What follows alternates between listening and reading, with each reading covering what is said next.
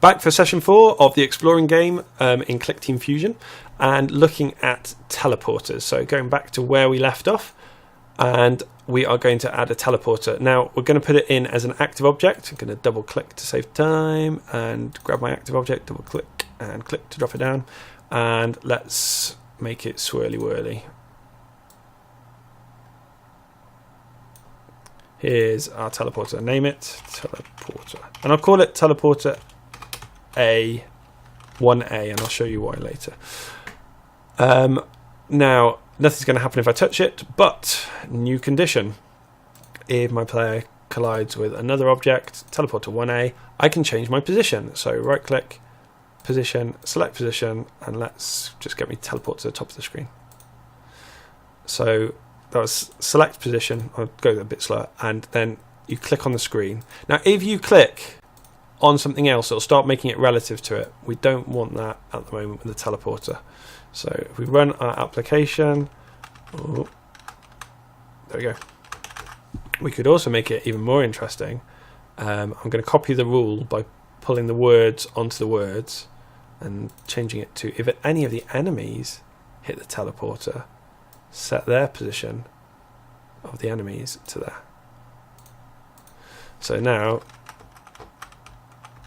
enemies, well, let's see if he'll chase me in. Oh yep, that was bad.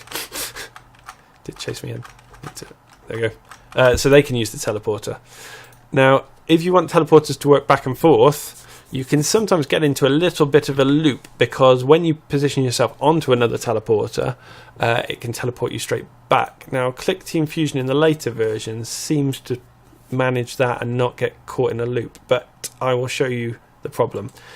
If you clone an object, I'll hopefully tell we've got teleporter 1A2. Well, that wasn't a good way to name it. Teleporter 1B. Let's pop it over here. Now this time we will use relative to. So when you collide with a teleporter, I'm just going to get rid of this rule for the moment. Right click on a number and delete it. Or in fact, if you're not going to use it, but you might need it later, you can inactivate it. Right click on the number and inactivate, which means it just won't run. Now I want to edit this. I want to set the position on top of here. And the other rule is, so pull the words onto the words to copy it.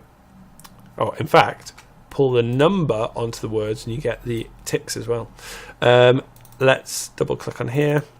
Or you could do it from scratch if you wanted and just do the whole command. If player collides with teleporter 1B, let's edit that. Let's move it back to this one. Now let's see if I get stuck in an infinite loop of flipping between.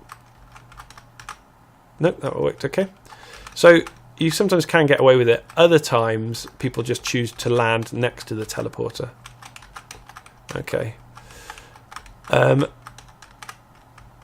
Very good.